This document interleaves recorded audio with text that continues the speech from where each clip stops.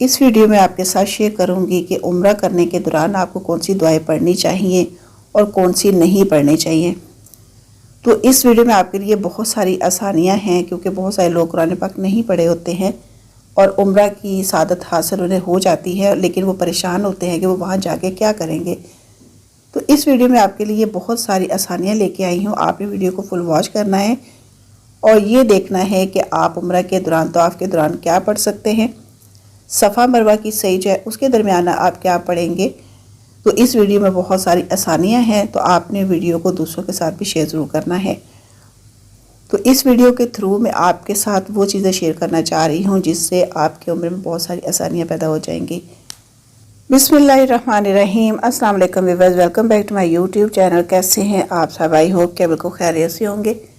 اللہ پاک سے آج بہت ہی اسپیشل دعا ہے کہ اللہ پاک مجھے بھی اور آپ سب کو بھی اپنی رحمتوں کے سائے تلے حج عمرہ کی بابرکت سعادت نصیب فرمائے، بار بار نصیب فرمائے، آمین ثم آمین۔ تو ویورز جو چینل پہ نیو ہیں تو میری ان سے ریکویسٹ ہوگی کہ پہلے ویڈیو کو واچ کریں، اس کے بعد چینل کو سبسکرائب کریں، بیل آئیکن اور آل کو لازمی طور پہ پریس کریں تاکہ ہر آنے والی ویڈیو کا نوٹیفیکیشن آپ کو مل سکے۔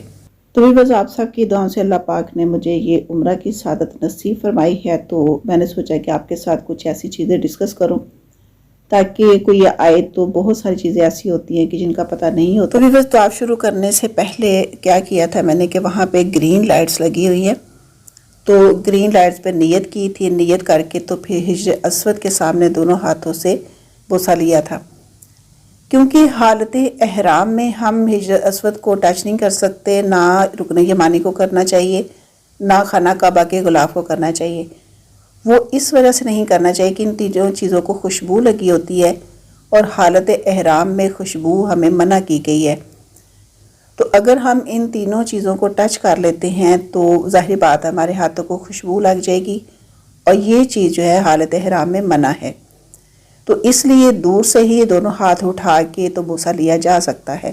تو اس کے بعد پھر گرین لائٹ سے اپنا طواف میں نے شروع کر لیا تھا، پہلا چکر گرین لائٹ سے شروع کیا اور گرین لائٹ پہ آ کے ہی وہ مکمل ہوا۔ تو اسی طرح سے 7 چکر ہم نے کاٹنے ہوتے ہیں، گرین لائٹ سے ہی شروع کرنا ہوتا ہے، گرین لائٹ پہ ہی اس کو مکمل کرنا ہوتا ہے۔ تو اب یہ دیکھنا ہے کہ ان 7 جو چکر ہم نے کاٹنے ہیں، طواف کرنا ہے، تو اس کے دوران ہمیں پڑھنا کیا چاہیے۔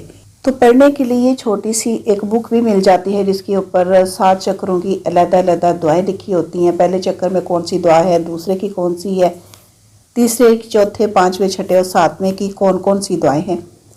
تو ہر چکر کی علیحدہ علیحدہ دعا بھی مل جاتی ہے، آپ وہ بھی لے کے جا سکتے ہیں، وہاں پہ پڑھ سکتے ہیں، کیونکہ بڑی بک اٹھا کے تو طواف کرنا مشکل ہوتا ہے، تو کوشش یہ کرنی چاہیے کہ بہت چھوٹی سی چند پیجز والی کوئی بک جو ہے نا وہ لے کے جانی چاہیے۔ میرے پاس بھی اعمال کا مجموعہ ایک بہت چھوٹی سی بک تھی جو میں نے آپ کے ساتھ شیئر بھی کی تھی، تو اس کے اوپر ہر جگہ پہ کھڑے ہو کے کون سی دعا پڑھنی چاہیے، طواف کی کون سی ہے، تو ساری دعائیں وہ لکھی ہوئی تھی اس کے اوپر۔ تو وہاں پہ اللہ کے گھر میں تو ہر کوئی اپنی اپنی مرضی سے پڑھ رہا تھا، کوئی اللہ اکبر ہی پڑھ رہا تھا، کوئی تیسرا کلمہ جو ہے اس کا ورد میں نے وہاں پہ بہت زیادہ دیکھا اور سنا بھی۔ تو جو چیز بھی آ رہی تھی کسی کو ماشاءاللہ سے سب اپنے اپنے طریقے سے پڑھ رہے تھے، اور جن کو کچھ بھی نہیں آتا ہے تو ان کو چاہیے کہ وہ خاموشی کے ساتھ ہی عمرہ جو ہے وہ اپنا پورا کر لے، اپنے طواف پورے کر لے۔ تو دیکھیں نا، کسی کو کچھ بھی نہیں آتا تو کم از کم کلمہ تو آتا ہے نا، وہی پڑھ سکتے ہیں۔ تو اس طرح سے بھی ہو سکتا ہے کہ اگر ہسبینڈ کو فار ایگزامپل اگر کچھ بھی پڑھنا نہیں آ رہا ہے یا بیوی کو نہیں آ رہا ہے تو ایک پڑھ سکتا ہے، دوسرا اس کے ساتھ ساتھ پڑھتا جائے۔ تو اس طرح سے بھی آپ اپنے طواف میں پڑھ سکتے ہیں۔ تو بھی بس یہ ساری شیئرنگ کرنے کا مقصد میرا یہ ہے کہ آپ کے ساتھ یہ کچھ چیزیں ڈسکس کروں تاکہ جن کے اندر یہ چھوٹی چھوٹی پریشانیاں ہیں تو ان کی وہ پریشانیاں جو ہیں وہ دور ہو جائیں۔ مقصد دوسروں کے لیے آسانیاں پیدا کرنا ہے۔ تو پھر یہ 7 چکر پورے کرنے کے بعد آپ کو گرین لائٹ نظر آ رہی ہوگی، یہاں پہ آ کے 7 مکمل کر لیے اور اس کے بعد پھر 2 نفل ادا کیے۔ 2 نفل جو ہوتے ہیں وہ مقام ابراہیم کے پاس پڑھنے ہوتے ہیں، کوشش کرنی چاہیے کہ اس کے قریب پڑھیں، لیکن رش ماشاءاللہ وہاں پہ بہت زیادہ ہوتا ہے، تو پھر جہاں پہ بھی جگہ مل جاتی ہے تو وہاں پہ نفل جو ہوتے ہیں وہ ادا کرنے ہوتے ہیں۔ تو مقام ابراہیم پہ بھی یہ واجب الطواف کے 2 نفل ادا کرنے کے بعد پھر بہت ساری دعائیں کی میں نے، سب کے لیے، جس چیز نے کہا تھا، جس چیز نے نہیں بھی کہا تھا، اپنے لیے، اپنی فیملی کے لیے، بہن بھائیوں کے لیے، تمام انسانیت کے لیے بہت ساری گڑ گڑا کے دعائیں کی۔ اور اس کے علاوہ بھی بہت سارے لوگ دل سے دعائیں نکلتی ہیں وہاں پہ، کیونکہ یہ در ایسا ہوتا ہے کہ انسان اکیلا ہی اپنے اللہ کے آگے حاضر ہوا ہوتا ہے، دنیا داری بالکل بھی وہاں پہ نہیں ہوتی ہے، کوئی چیز ہمارے ذہن میں نہیں ہوتی ہے۔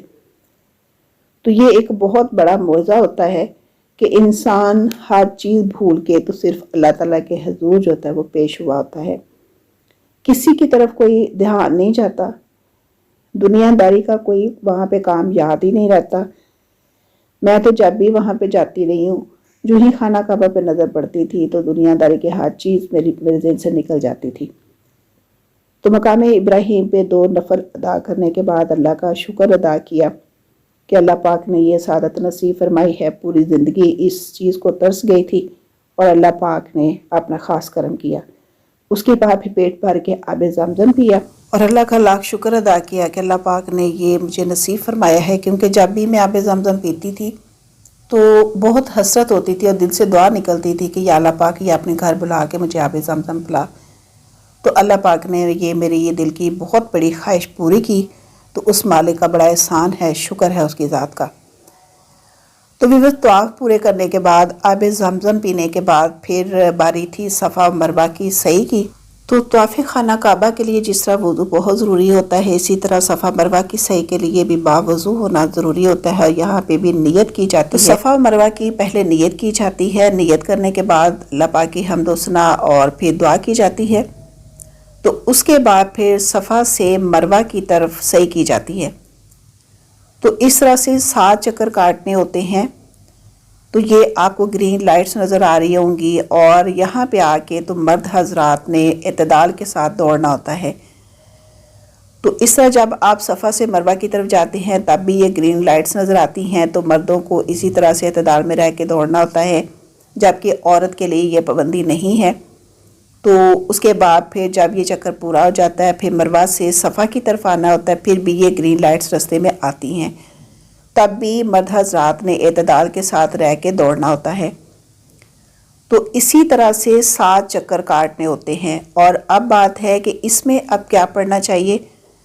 تو صفا و مروہ کی سعی میں بھی کوئی پابندی نہیں ہے، آپ کو جو بھی آتا ہے، سورت آتی ہے، کوئی بھی آیت آتی ہے تو یہاں پہ بھی پڑھ سکتے ہیں۔ تو یہاں پہ الحمدللہ میں نے گروپ دیکھے تھے جو کہ بلند آواز میں، ایک ساتھ آواز میں بہت اچھا پڑھتے تھے، یقین مانے کہ لگتا تھا کہ جنت کا یہ ایک حصہ ہے۔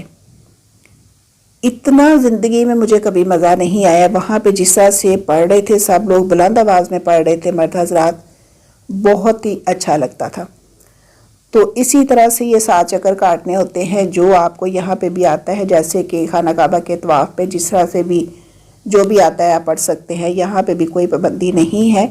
جس کو جو آیت آتی ہے، اللہ اکبر آتا ہے، تیسرا کلمہ آتا ہے، پہلا کلمہ آتا ہے، جو بھی آتا ہے یہاں پہ بھی پڑھ سکتے ہیں۔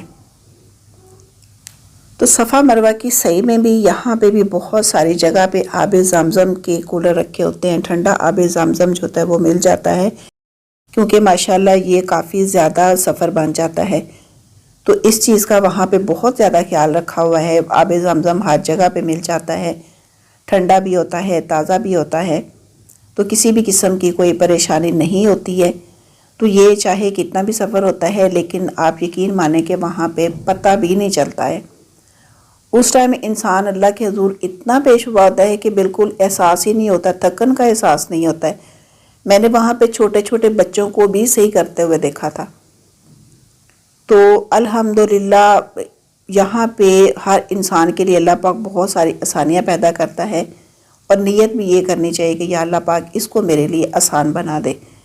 تو اللہ پاک ہر جگہ پہ انسان کے لیے بہت ساری آسانیاں پیدا کرتا ہے، کیونکہ وہ تو در ہی ایسا ہے، تو وہاں پہ کسی بھی قسم کی کوئی بھی مشکل نہیں ہوتی ہے۔ تو یہاں پہ ایزیلی آپ کو آب زمزم رستے میں مل جاتا ہے۔ آپ چھوٹی سی اپنے پاس بوٹل رکھیں تو وہاں سے آپ لے کے اپنے پاس رکھ سکتے ہیں، وہاں پہ گلاس بھی موجود ہوتے ہیں، وہاں پہ کھڑے ہو کے بھی آپ پی سکتے ہیں۔ تو اسی طرح سے خانہ کعبہ میں بھی وہاں پہ بھی ٹھنڈے آب زمزم کے کولر پڑے ہوتے ہیں، وہاں پہ بھی ایزیلی آپ کو ویل ہوتا ہے۔ تو طواف کرنے کے بعد پھر آب زمزم جو ہوتا ہے وہاں پہ پینا ہوتا ہے، اور پی کے تو پھر صفا مروہ کی سعی جو ہوتی ہے وہ کی جاتی ہے۔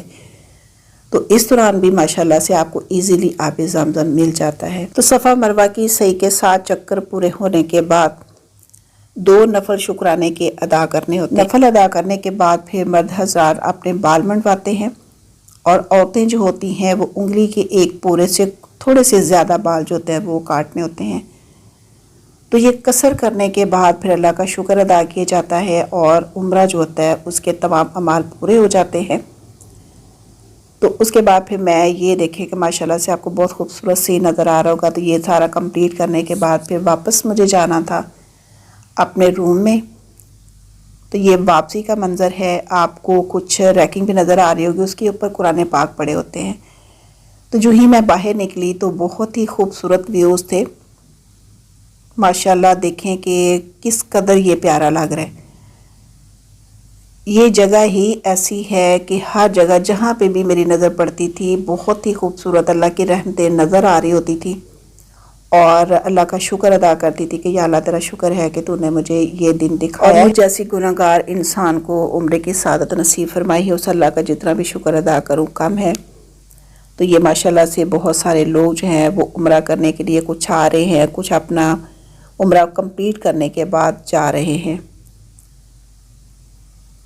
تو یہ ماشاءاللہ دیکھیں کیونکہ گرمی تھوڑی سی وہاں پہ تھی، پاکستان میں سردی ہے تو وہاں پہ ابھی بھی اے سی بھی اور کولر چل رہے ہیں۔ تو یہ کولر ہے، تو باہر بھی الحمدللہ بہت اچھا ارینج تھا، کسی بھی جگہ پہ گرمی کا احساس نہیں ہو رہا تھا۔ تو یہ ماشاءاللہ دیکھیں بہت زبردست لگ رہا ہے، ہر جگہ پہ کولر لگے ہوئے تھے۔ حرم شریف میں بھی بالکل گرمی نہیں تھی، اور باہر جب نکلے تو یہاں پہ بھی پورا انتظام کیا ہوا ہے، گرمی کسی بھی جگہ پہ نہیں ہے، انتظامات بہت اچھے کیے ہوئے ہیں۔ تو یہ سامنے مارکیٹ تھی جہاں پہ ہمیں ایزیلی کھانے پینے کی چیزیں بھی مل جاتی تھی، اور یہ ساری بیلڈنگز دیکھیں ماشاءاللہ سے، یہ ہوٹل وغیرہ ہی ہیں سارے۔ تو یہاں پہ یہ تھا کہ میرے ساتھ جو فیملیز تھی تو ان کے ساتھ ایک جگہ ہم نے فکس کر لی تھی کہ اپنا عمرہ ادا کرنے کے بعد وہ یہاں پہ پہنچ جائے، کیونکہ وہاں پہ ایک دوسرے کو ڈھونڈنا بہت مشکل ہوتا ہے۔ تو اس لیے پھر ایک جگہ ہم نے پوائنٹ جو تھا فکس کر لیا تھا، یہ سب سے ایزی ہوتا ہے۔ تو پھر اس کے بعد یہ ادا کرنے کے بعد پھر ہم سب نے وہاں پہ ایک جگہ پہ جمع ہونا تھا، اور پھر جانا تھا اپنے روم میں، کیونکہ اب کھانے کا ٹائم بھی تھا، کیونکہ عمرہ کرنے کے بعد ہم نے کھانا کھانا تھا۔ ہمیں پہلے یہ ٹینشن ہو رہی تھی کہ ہم احرام میں ہیں تو بال وغیرہ کا یہ ڈر ہوتا ہے کہ کہیں ٹوٹ نہ جائے، تو اس لیے پھر ہم نے مناسب یہی سمجھا کہ ہم پہلے عمرہ ادا کریں گے، عمرہ ادا کرنے کے بعد پھر ہم کھانا کھائیں گے۔ تو اس لیے یہاں سے ہو کے تو میں نے وہاں پہ جو پوائنٹ ہم نے فکس کیا تھا وہاں پہ جا کے میں نے کھڑے ہونا تھا، ان سب کا ویٹ کرنا تھا، اور اس کے بعد پھر ہوٹل کی طرف جانا تھا۔ تو حرم شریف سے ہوٹل کا جو ڈسٹنس تھا وہ بہت زیادہ نہیں تھا، تو باقی بھی سپیڈ پہ ڈپینڈ کرتا ہے کہ آپ کتنا دیر چلتے ہیں، تو 5-7 منٹ میں پھر ہم پہنچ جاتے تھے۔ تو یہ ہمارے لیے بہت بڑا بینیفٹ تھا کہ ہمارا ہوٹل جو تھا وہ حرم شریف کے قریب تھا، بہت زیادہ دور نہیں تھا۔ تو وہ بھی انشاءاللہ تعالیٰ میں آپ کے ساتھ ضرور شیئر کروں گی۔ تو وہاں پہ پہنچ کے تو پھر ہم نے کھانا کھایا تھا، ہمارے پاس ہی ایک ہوٹل تھا، تو وہاں پہ ہم نے کھانا کھایا جو بھی ہمیں اس ٹائم ملا، کیونکہ بھوک بہت زیادہ لگی ہوئی تھی، کیونکہ پہلے ٹریولنگ بھی کی تھی، اور پھر اس کے بعد پھر ماشاءاللہ سے اپنا عمرہ بھی ہم نے ادا کیا۔ تو پھر ہمیں وہاں سے جو بھی اویل ہوا وہ ہم نے اللہ کا شکر ادا کر کے تو کھانا کھایا، اور بہت خوشی ہوتی تھی مجھے وہاں پہ کھانا کھا کے کہ یا اللہ تعالیٰ شکر ہے کہ تو نے مکہ شریف کا مجھے کھانا نصیب کیا ہے۔ تو مکہ شریف کی ماشاءاللہ سے ہر چیز بہت اچھی ہے، ہر سہولت وہاں پہ نظر آئی ہے، کسی بھی قسم کی عمرہ کرنے کے دوران کوئی بھی پریشانی نہیں ہوئی ہے۔ اب ایک بہت پیاری دعا کے ساتھ اس ویڈیو کا اختتام کرتی ہوں کہ اللہ پاک آپ کو بھی اپنے گھر بلائیے، سعادت نصیب فرمائے۔ اگر آپ کو آج کی شیئرنگ اچھی لگی ہے، ویڈیو اچھی لگی ہے، تو پلیز اس کو لائک اور شیئر ضرور کیجیے گا۔ مجھے اپنی دعا میں بہت سارا یاد رکھیے گا۔ میری طرف سے اللہ حافظ، اللہ نگہبان۔